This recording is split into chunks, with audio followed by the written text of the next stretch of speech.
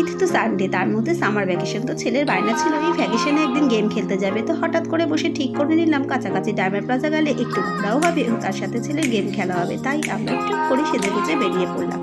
Diamond plaza পৌঁছে দেখি কি প্রচণ্ড, যেন সবাই পুজোর মার্কেটিং করতে এসেছে। তো আমার চোখ তো ট্রেন আর প্যান্টালুন্স থেকে চোখই সরছে না, কারণ আমরা মেয়েরা একটু শপিং করতেই ভালোবাসি। যাই হোক, নিজের লোভটাকে সংবরণ করে আমি একটু এদিক ওদিক দেখতে থাকলাম।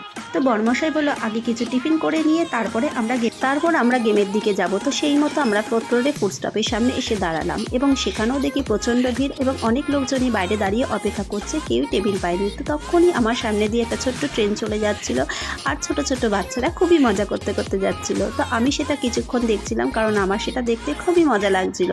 তারপর আমরা ফুড স্টপের ভেতরে ঢুকলাম এবং আমরাও কোথাও এদিক ওদিক খুঁজে কোথাও টেবিল পেলাম না এবং অনেকেই সেখানে টেবিল না পেয়ে অনেকেই অপেক্ষা করছিল, আবার অনেকেই সেলফি তুলছিল। তো আমিও এদিক ওদিক ঘুরে দেখলাম, কোথাও না পেয়ে আমিও এই সুযোগে আমি আর আমার ছেলে কিছুটা ভিডিও করে নিলাম। আর আমার ছেলে সেখানে খুবই দুষ্টুমি করছিল আর আমিও সেটাকে উপভোগ করছিলাম।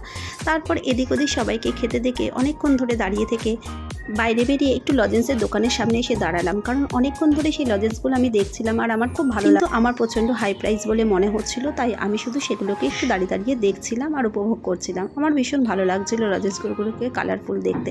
তারপর অবশেষে ভেতরে ঢুকলাম এবং স্পেস পেলাম বসার। আর সবাইকে খেতে দেখে আমারও মনে হচ্ছিল আমার টেবিলে কখন খাবারটা আসবে। তো এদিকে বর্মশাই খাবারের অর্ডার দিতে গেল। তো এই সুযোগে আমি আর আমার ছেলে একটু সেলফি তুলে নিলাম আর একটু ভিডিও করে নিলাম। তো অবশেষে আমার টেবিলেও খাবার এলো। তো 1 প্লেট চাউমিন কম্বো অফার করেছিল আর 1 প্লেট ফিশ ফ্রাই অর্ডার করেছিল, যেটা আমাদের 3 জনের জন্য যথেষ্ট সাফিসিয়েন্ট ছিল। তারপর আমার ছেলেকে সার্ভ করে দিয়ে আমি আর আমার বর্মশাই দুজনে একই প্লেটে খেতে শুরু করলাম।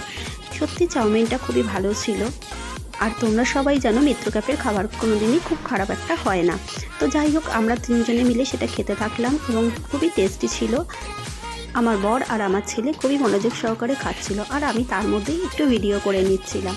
তো যাই হোক, তো খাবারের কোয়ালিটি ও কোয়ান্টিটি দুটোই যথেষ্ট পরিমাণে ভালো ছিল। তো যাই হোক, আমি এই সুযোগে আমার বরমশাইকে একটু খাইয়ে দিলাম। তারপর খাবার পরে যে উদ্দেশ্যে আমাদের সেখানে যাওয়া, সেখানে গেলাম টাইম জোনে এবং সেখানে ভেতরে ঢুকতেই দেখলাম সেখানেও প্রচণ্ড ভিড়।